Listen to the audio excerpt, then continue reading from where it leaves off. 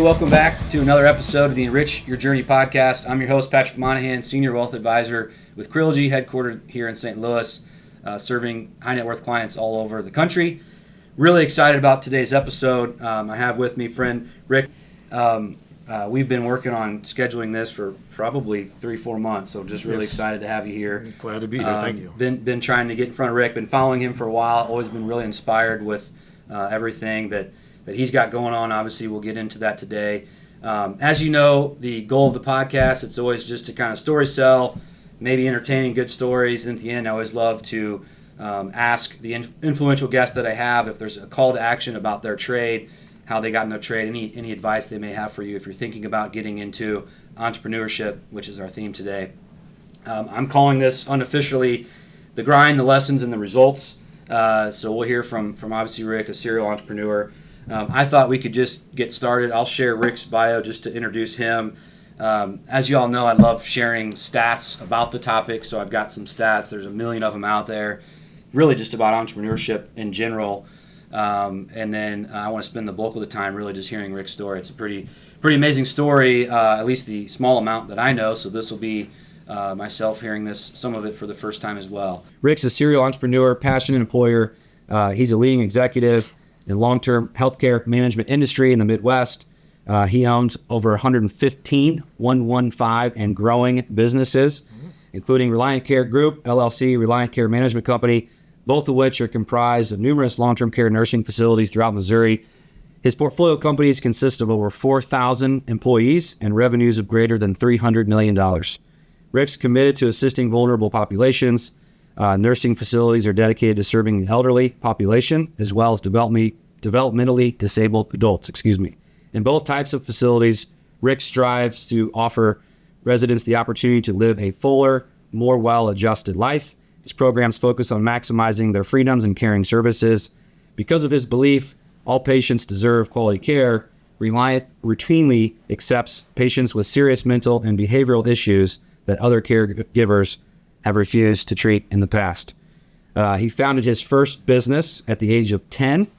This is absolutely something we have in common, cutting grass. I too owned a grass cutting business. I was a little older than 10. I think I was 13, but absolutely got my entrepreneurial spirit during that time. And this kicked off a lifelong commitment to obviously where he is today as a serial entrepreneur. He's always been driven by identifying industry gaps and taking advantage of untapped market opportunities. He's most intrigued by opportunities that include the ability to aid underserved citizens, as we mentioned, a commitment that has fueled his growth for the past 30 plus greater years. So Rick, welcome to the show. Thank you. Really, really happy to have you. Happy here. As I mentioned, I'll just kind of very briefly, I just think given the topic, kind of level set on, generally speaking, entrepreneurship. It's a very broad term. We know there's literally millions of entrepreneurs in the U.S. I think the number is 31 million. Tons of different types, tons of different size businesses. So just to provide stats on starting entrepreneurship, I pulled some. Here's some from Forbes magazine regarding small business and/or entrepreneurship. 20% of businesses fail in the first year, 30% fail in the second year, and 50% of new businesses fail by year 5.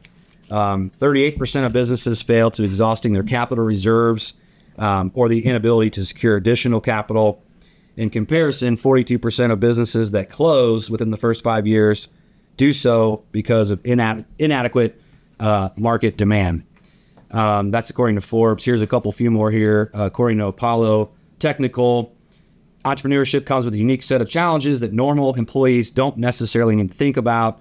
The top 3, this is excluding COVID, are insufficient capital, like we just spoke about, 23%, recruiting employees, almost 20%, and in marketing. 38% of entrepreneurs said that self-discipline was the absolute sole key to their success. I'm sure you can absolutely provide a lot of context on that. Entrepreneurs, it's imperative that they stick to their priorities, avoid distractions, and aim for their goals, no matter what obstacles they face. So there's a bunch more here. I mean, you can just search these and there's just a plethora. I think the theme is, even just reading the dictionary, Merriam-Webster dictionary, what an entrepreneur is a person who starts a business and is willing to risk loss in order to make money. So the startup risks are very apparent and broad in depth, complicated, and probably ongoing in some businesses, right? In some sectors. So I guess turning, to you to kind of tell your story, knowing these stats, how tough it can be to be an entrepreneur, start businesses. Take us back from the beginning. You're cutting grass, you're 10, and something sparked you mid-Illinois back in the day that you had a passion to take this obviously significantly further, now owning over 115 businesses. So kind of take us back to the start. I'd love to hear just the story. Well, I grew up in a small town, and it was a small Italian town, and we didn't have much. There was 4 of us in our household, and we had 3 or 4 rooms, and my parents both had to work, just to make ends meet. And my family was basically the same, through the whole nuclear family. So I just wanted to do more, and I just seen that, I didn't want to be. I just knew at a young age that I didn't want to just like work 8 to 5 and then come home and try to pay your mortgage in 30 years. Yeah. And there's nothing wrong with that. Okay, I think that's fine. It just wasn't me. I wanted more. And my family is they're very giving. We had doctors and attorneys, but they don't make a lot of money, which is fine. But they're all going to heaven because they just like to give their services. And I thought maybe I can do both. And because want to take care of your family, so I wanted to do something where I can make money and still give back to the community. Makes a lot of sense. It was multiple triggers, just wanting, you kind of had a calling, I guess. Is that fair, to do something a little bit bigger? Right. Maybe taking a lot of different directions. Sure. So fast forward there, what was your first business? Were you in your 20s, 30s? Like what? Well, I had a lot of different kinds of businesses. I guess after the grass cutting at 13, I bought and sold so many cars at 13 I couldn't even drive. And had the Department of Labor come from Illinois and said that, talked to the door. My mom answered and said, you owe $120.30 in revenue tax. And she knew what I was talking about. She knew what he was talking about. I called my dad. My dad didn't know I got in trouble because I was buying selling cars. So I was tired of cutting grass, managing it, because I managed the grass cutting. I didn't cut very many. And then when I got to college, I had played music on the weekends, and I wired houses, and then I got a diamond business. And I did pretty well in that. And then I spent one summer in the library and just played music and studied, and made about $25,000, which is back then was a lot of money. Mm-hmm. A lot of money today, but it's not a lot of money. And so I just always wanted to do something that would make a difference. And after I graduated, I got 2 undergraduates, a master's in CPA. During the process, I went down. I want to go back.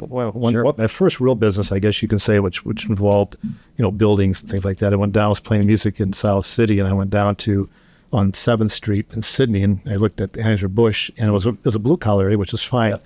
I looked over and I thought, where all the white collar workers go? I mean, they got thousands of employees. So I looked over, and this building was there. I think it was more of a spiritual thing, and it was a beautiful building, and I bought it for $800.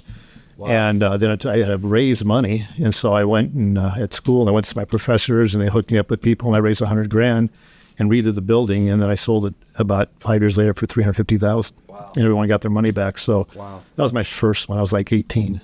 18 years old. 18 years old, yeah. Put together $100,000. Put together, which was a lot of money back then. That's probably $1 million now at least. Yeah. And but I looked at it, I said, if I lose, I lose. Sure. I mean, I'm 18, I'll start over. So.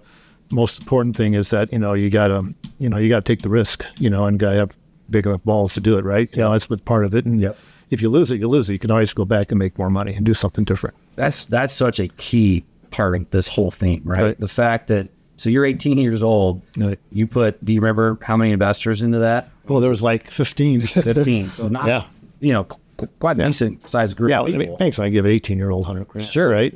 So I had to do something different. But your mindset right there is probably what separates the vast majority of people that don't become entrepreneurs. Would you agree with that? Oh, absolutely. You just said, if you lose it, so what? I'll move on and do the next deal. That's right. But most people don't have that mindset. No. And that's the power of what you've built. Would you agree with that? I agree. And you're going to take punches. You're going to have losses. It's like I fought in karate for years. You're going to get hit, but you got to get back up. So a lot of people don't want to get hit. And You just got to take the punches and get back up and keep going forward. Persistence is key. So let's talk about that when you take a hit. So now you have 115 businesses. I would assume there's challenges with those. Right? Absolutely. Pretty obvious. Absolutely. When you have a challenge, maybe a larger one versus a minute one, what's your thought process for those watching of I guess it depends on what it is, but obviously there's, employee challenges, there's revenue challenges, there's potentially tax challenges, economic challenges. Right. Do you have a process or mentality that's very consistent that has led you to your success today that helps you get past those punches? Is there something that you go to?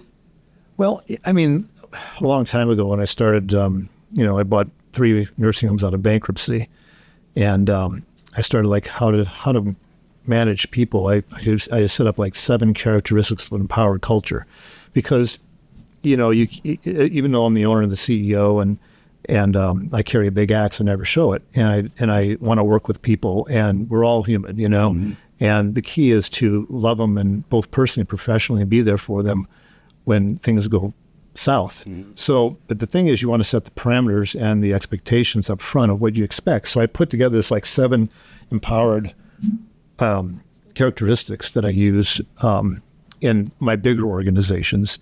I just gave a speech on it to about 150 of them about 3 months ago about this, just to make sure we're still on the same page. And I use that, and I apply that to all the companies, whatever size it is. Does that make sense? It does. Can you give us an idea? What? Sure. I mean, it might be a little boring, but yeah. No, I mean, even just what's the less boring ones? How's that? Well, I'll just go quick. The first one is goals and objectives have to be clear, understood, and agreed upon by every member, including those related to culture. Okay? Every member of the organization. That's right. Top down, left to right. Patrick, if I want to go to Chicago and that's where the true north is, and Ray's over here going to San Francisco and you're going to Baltimore, goals and objectives aren't clear and understood and agreed upon, right? Sure. So you have to have the true north, and everyone's got to be that what the goals are, what the objectives are going to be of the organization. That's the first thing. The second one is that you have to make good decisions. Well, good decisions are made by appropriate people at appropriate places at appropriate times, okay?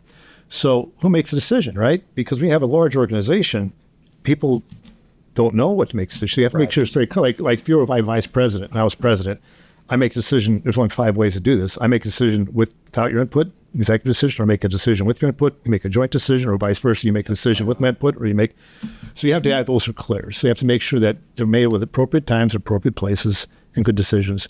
And then management has to convey an ongoing assumption that every employee is a positive contributor. And this is like a mind mill, like Star Trek, You have to, whenever I walk through one of the companies, so we've got, 15 industries, everyone's a positive contributor. So my mindset that way, all right? So we're always positive, and I know they're going to do something positive for the organization. So everyone can contribute, right? And then you have to make sure you convey that respect and value as a norm. That's the third one. You want to make sure that everybody you respect, why be mean, Yep. And, I've terminated a number of employees, but we're still friends. Gotcha. And so you want to be able to give everyone opportunities and make sure, but you have respect. Then we have that accountability and responsibility and authority are linked. Gotcha. I see so many times in organizations that, is a problem because someone is held responsible, didn't have the authority to make the decision. But if you have them all linked, then everyone feels good about it. At least they know they have the authority. Yep. The next one is goals, roles, and procedures are in harmony. And what that means is that, and it's so interesting about this is that, the goal is that this is where we're going. Who's going to do what? How are we going to do it? And what's the procedure? So if those are in alignment, if you find in any type of organization, if there's a problem, it's in one of those 3 areas. Yeah. And lastly, we're a we culture, not I culture. So it's not your problem, it's our problem. So those are the 7 characteristics, and that's what we do that's what I do to implement in my organization. It's worked. And I would imagine, you didn't come up with this overnight. This is years and years and years. And if the general theme that I'm hearing, a lot of these get back to communication, right? If everybody has to be on the same page, you're going for the same goal, you're respecting everybody knows who the authoritative decision maker is. Right. that's all communication. I guess my question is to you. You have to be a master at communicating because you're dealing with 4,000 people, Right. and they're managers and leaders of every organization. Right. What does that look like? What's Rick DeStefane's average day look like from a communication standpoint? Because that's got to be critical. It's crazy. I mean, they only call me when there's a problem, But the key to it, Patrick, is to make sure you put people in the right places, and you're doing things for the right reasons. Okay. When we started the restaurant business, I sat down with Bob Brazil and Ben Strake, and I asked Bob Brazil. I asked him. He was a big chef in St. Louis. I said, what kind of restaurant I want to start? He said, I want to start a chicken restaurant. And I asked him, I said, what are the reasons why I want to start a chicken restaurant? He goes, I want to have the best chicken in St. Louis. I said, I'm sold. If you decide I want to make, $100,000 a month, I'd have walked away. Right. So the why is real important. Passion, so it was the best. And, since then we've had the best fried chicken 3 years in a row. We have the best steak at the Tenderloin Room from Sauce Magazine. We have the best sandwich in St. Louis at Nomad. And we're second best in Tam Avenue as a sports bar. So we got a little bit more work to do, but that's what it's all about. We want to be the best in the nursing homes. We want to be of the best care because we take care of a very difficult population, which is, we have our challenges with that, but Sure. we want to be the best at that in whatever we do. So that's the key. That makes a lot of sense. Yeah. What, as an entrepreneur, what would you say that inspires you the most? Is it watching the 4,000 people find new opportunities in their, you're impacting a lot of, that's not even the patients. How many patients do you have with the 20 plus nursing facilities? Plus in-home services and all the rehab companies and all the pharmacies we take for pharmacy. If you look at maybe 8,000 people. So you're impacting a lot of lives. What is the inspiration? I just think that I can do a better job, and, I love giving people an opportunity to grow and, improve professionally and personally. It really turns me on. Right? It's an insatiable need I have, just seeing like my son grow or Jason McClary or Ben Strake or, go on, or Mike Deekhouse and the trucking and the warehouse company. It's just exciting, We just bought Pool King and Florida Pools, and we're doing really well. And Mike Heath's stepped in and just done a great job, and see him how he grows, and he's doing better financially. He's more for his family. It just makes my day, Yeah. It makes my day, and we're the best at it, right now. So that's what's cool about it. And you can apply that being the best at it in any of the sectors, right? That's right. You just said we got a little bit of work to do on Tam Avenue. Right. We want to be the best at the sports bar. Right. So And there's 3,000 sports bars. We're second. Big market. We're second. Big market. Yeah, so how good do you have to be, right? Yeah. Still, but you want to be the best at it. It's just kind of a competitive nature. But what are they doing that we're not doing? What need are we not meeting with the public is the question, right? Yeah. Shout out, by the way, to Ben Strake for connecting you and I a couple years ago. Yes. So Ben, thank you for the connection. Ben and I have known each other a long time. Yeah. So if you're, again, it's always to help the viewer here. If you're watching this right now, what advice would you give others that are watching and maybe they don't own 115 companies. Maybe they're brand new entrepreneurs. They own one. Maybe they're cutting grass right now. They're 15. Right. They're you at 15. Maybe they aren't even close. They're at the 8 to 5 grind. They got their 30-year mortgage. They're not necessarily unhappy, but they had that little itch in them like you did, that just was kind of itching them every day, every month of like, I know I can do something else. I know I have another calling. What advice would you give everyone watching right now of like, here's what to look for at a young age and or a young entrepreneur? Okay. I'll tell you what I think. I think that if you want to make it big, start. Don't talk about it. Just do it. And don't give up on it, And again, if you're young, if you're 20, 25, 30, 35, you can always start over. Even 40 you can, but it's like you want to make sure you're 40, you're getting older, but I just turned 40, by the way. There you go. Yeah. You can still get time. It could be any age. There's been multimillionaires that started at 60. Right. But and just don't give up. I remember when I started, taking those 3 nursing homes out of bankruptcy. It was pretty tough. I won them. I don't know how I won them, but I won them. And, I paid all the unsecured creditors 100%. Right. But I paid them over a long time, like 10 years, but at least I got paid. And you walk in and you have no money, and every day you struggle. And every day you get denied, and every day you get betrayed, and every day you work your butt off, and every day you want to quit. And you just can't, because I don't want to go back to 8 to 5, Yep. you know? Yeah. So you just have to keep pushing. And I mean, I had a lot of creditors out there because I didn't have any money, and banks weren't going to give me any money. So I just had to keep pushing. And over time, you just work each harder and go to your mentor. You have a mentor you can go to. It's real important. I was going to ask you that. Why reinvent the wheel? And what's my mentor? They're out there, and they want to help you because they know what you're going through. And it's interesting in the entrepreneurial world. It's a different breed of animal, right? Yeah. So when you see someone that wants to do it, you want to help them because it's really cool to do. I mean, it's been successful in my life as far as my gratification of it, and how I feel about it, and I wouldn't do anything differently. I wouldn't change it for the world. The mentorship's super important. We talk about that a lot with, we work with small, medium-sized business owners as well as clients, and it comes up often. I'm curious if that was something that you intentionally seeked out yourself, or did you have mentors sort of latch on in your early years as they started to hear your name and see your success? What has that been like, and what does that mean to you today to continue to have mentorships? And the other side of that is you're now probably on the flip side of that coin. 100%. I'm mentoring Plenty of people. Numerous people. So what's the power of mentorship for those thinking about entrepreneurship? It's amazing. I'm telling you, it's like a utopian life. It really is.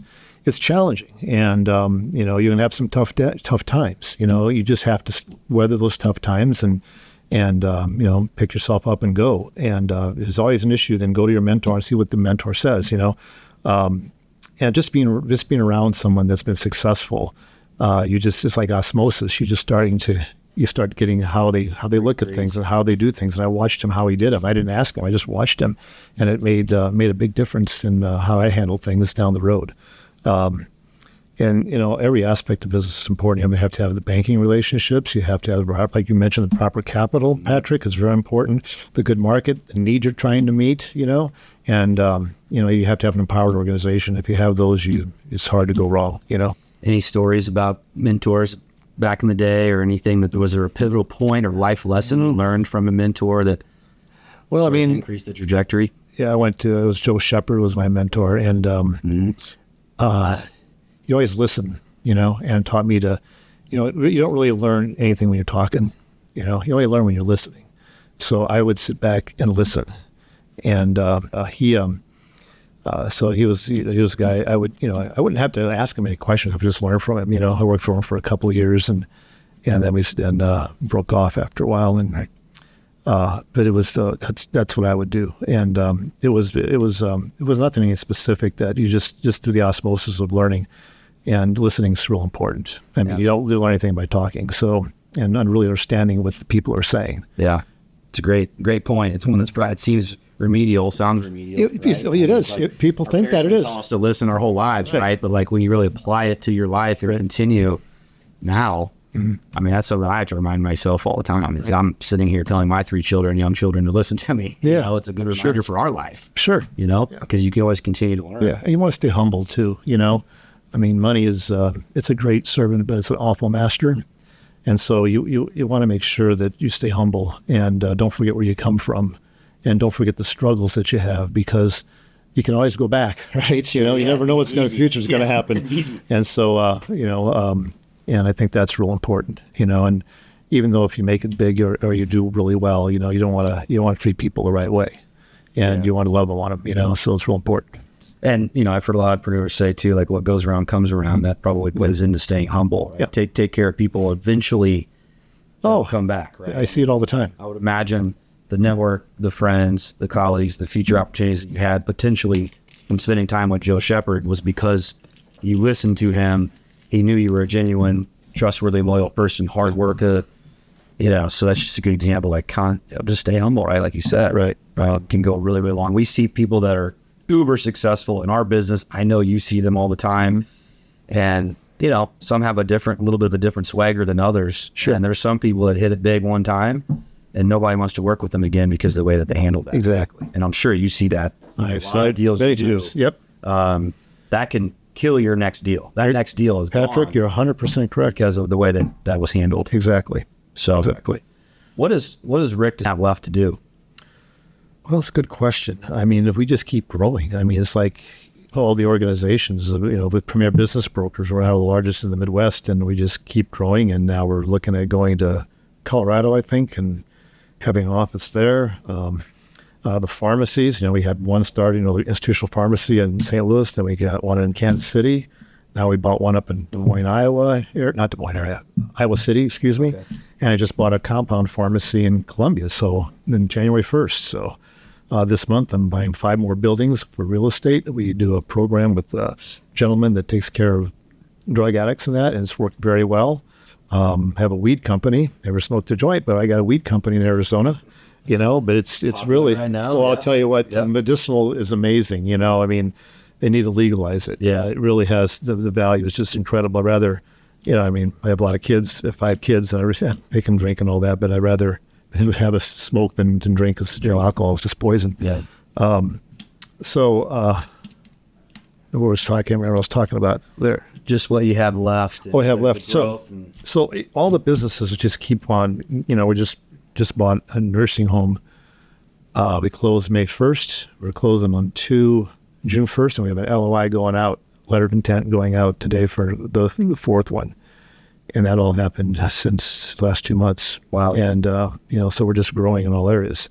That's what's hard to manage, because when each time you get bigger, you have to have a different management style, and you have to have, but I think overall it works pretty well. We got the right team, right players in the right place. That's really key, and the other thing that's important is to surround yourself with people that have integrity. You can be skillful, you can be educated, you can be experienced.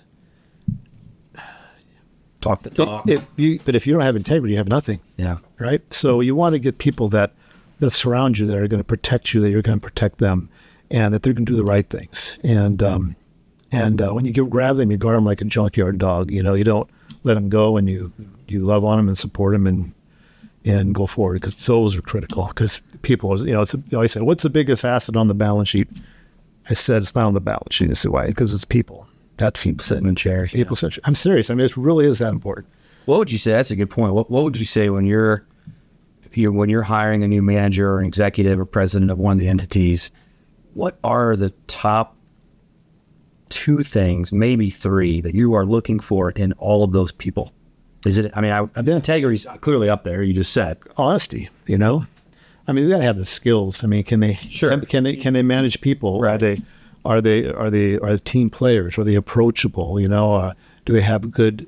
It depends on what they are. If they're president, do they have good operating skills? Do they follow policies and procedures? Are those goals, rules, procedures in alignment? Do they see it the same way I see it? And how do they handle conflict? That's real important to know. How they handle conflict, because I found out, interesting, Patrick, like when I was more involved in the operations, there was a problem between 2 of these managers of some sort. I used to think that 80% of the problem was the people and 20% was the issue. I was wrong. I was completely wrong. Not saying an issue doesn't exist, but 100% of the times it's the people. 100%. Yeah. Not 90, 100. That's so interesting. Not to say that there's issue doesn't exist, but they have the problem. So that's how I get the conflict resolution. So it's real important. That's interesting. What? So obviously a very diverse portfolio of companies. Again, if you're watching this right now and you're super interested in entrepreneurship, if we had a time machine, we go forward 5, 10, 15 years from now, what are the sectors in your portfolio, or maybe that you're not in yet, that you're really excited about as an entrepreneur? Oh gosh, that's a good question. I haven't really given it much thought. I mean, what sectors are I like to see? I mean, it sounds like you're bullish in the food industry. That's been a big focus for years. Obviously, you're very heavy in healthcare. It seems like everything we read, healthcare's, we know the baby boomer generation, how many of them are aging. Mm-hmm. That's got a significant runway, in my opinion. But I'm just curious if significant and mental illness is going through the roof. If the government doesn't address it, like we're addressing it, we're gonna have a huge problem in the future. Huge. I mean, it's going to be huge. Yeah. I was on the phone with maybe 3 or 4 public administrators. There's 114 of them in the 114 counties, And they said, back in 2013, you have, someone walking and talking, you had to replace them. Now we got people that are taking out their eyeballs and eating them, raping a pregnant woman I've heard about today, and then setting the house on fire. And we got to address it. And it's really interesting about that population, because we have found that we triage mental illness when they come into our facilities. And this might sound crazy, but 40% of them never had any love in their lives. They didn't have any parents, which is critical, that were around. They went in group homes. They got raped. They pick up the chair, they throw it through the glass. Oh, they're crazy. Let's give them hauled all out of that. They don't have mental illness. They just have a behavior problem. So 40%, we have I think it's 35 to 40% come to us and they go back and have a normal life. It's pretty cool. It's pretty cool because, and the government doesn't triage them the right way. I hate to say that, but they don't. They just institutionalize them. And, but that's one area I'd like to see that we address even further. And but I just right now it seems like I always have enough companies, but we're buying 2 more restaurants right now here. So we just keep growing. So it's like organization. The word is from organism, right? It's a biology term, and when you look up organisms, it's about continually growing. Oh, yeah. And I think that if you don't grow, if you don't keep growing, you'd start dying too. So I think that we have to keep pushing. And, I push myself personally and professionally. You got to, I work out every day and I don't miss it. And, I got to be available for the people that call and make sure we get things resolved. And, you got to keep pushing. And it's that simple. Love it. It's great. What about, last couple questions here. Mm-hmm. Anybody that's watching, the title is Rich Your Future, Rich Your Journey, excuse me. What are 1 or 2 life rituals and or 1 or 2 book recommendations? What are something that when you do have quiet time, which maybe is fewer hours, I'm sure, than not, what are just a couple things that to advance your skill set or just keep you level-headed, keep you humble, that can allow you to continue to grow? I like to watch Simon Sinek. He's organizational development guy. Yep. I read a lot about Pradip and organizational structures. Fiedler, all those theorists, those organizational theorists. I read. When I take some time, I look at and go through those. But now with the internet, you just go to the internet and mostly have to read. And so I just try to keep my mind sharp in that area and all the new things that are coming out. Because people change over time. Sure. And so that's what I do, and it sounds pretty boring, but it's exciting to me, Hope that answered your question. No, it did. No, it made. Yeah. I mean, I love Sinek too. I watch a lot of his stuff. Yeah. I really like his style. Yeah. And the message. And he's super successful. The other person I watch is Jordan Peterson. Yeah. This guy is shot up in success a lot. I mean, I don't think anybody knew who he was 3 or 4 years ago, but he's, extremely successful now. And so much in business is psychological, and so he has that down. He's like the Plato of our time, and he's just amazing. I watch a lot of Jordan Peterson. Yeah, he's good. Yeah, for sure. He's good. Well, one thing we can do is list whatever businesses you want. In the notes, I always put just information about your businesses. Is there any, for our viewers are predominantly going to be around here in the Midwest, so we got to get a shout out to some of the restaurants. How about a quick commercial about where should they be going to Nomad to try this best sandwich? Oh yeah, what's the sandwich? And I don't even like pastrami. I mean, I'll get the pastrami sandwich. It is it's amazing. It's fantastic. I mean, and I don't eat pastrami, but I go there, I get pastrami most of the time. The burgers are just unbelievable. And, it's just, it's awesome. And then, at the Tenderloin Room, we have the best steak, but everything is delectable. I mean, it just blows me away what Bob and, the Nick and Shelby and these guys can do and Tommy. And it's like, it just blows me away. And our problem is that we don't grow enough. So I'm on them to grow. And I don't know, they seem like they're happy in a way, but we're buying 2 more restaurants. So we're starting to grow, but we can take Nomad and just kill it. Blow it up or burn and barrel. I mean, man, Bob's Chicken is just like, fried chicken. And it's wonderful. So I get it at the and what's interesting about food, as I realized, is that you just can't be good. You got to be great. Yeah. It's got to be great. Otherwise, you won't make it if it's just good. Because most people are in the good section. Right. If you're not fast food, if you're in the good bucket, right? Would you agree with that? Yeah. Yeah. You want to be great. You want to have the best food. That's a good. So if you want to impress your spouse on date night, Tenderloin Room, it sounds like that's the spot. That's the spot. At the beautiful Chase Hotel. Oh, it is. And Which our is staff amazing is hotel. just amazing. I mean, it's a full service there. They're just absolutely wonderful. I mean, It's awesome. yeah, for sure. Well, anything else you want the crowd to know about entrepreneurship, or just keep your head down? It sounds like the grind. We went through some lessons you learned. It sounds like you just got to wake up with the spirit of like believing in yourself, believing in what you're trying to accomplish. You're going to get there. Yes, there's going to be hard times. Obviously, anything you read about entrepreneurship, any books you read, they're going to talk about the tough times. Yeah. I shared some of the stats. They don't lie.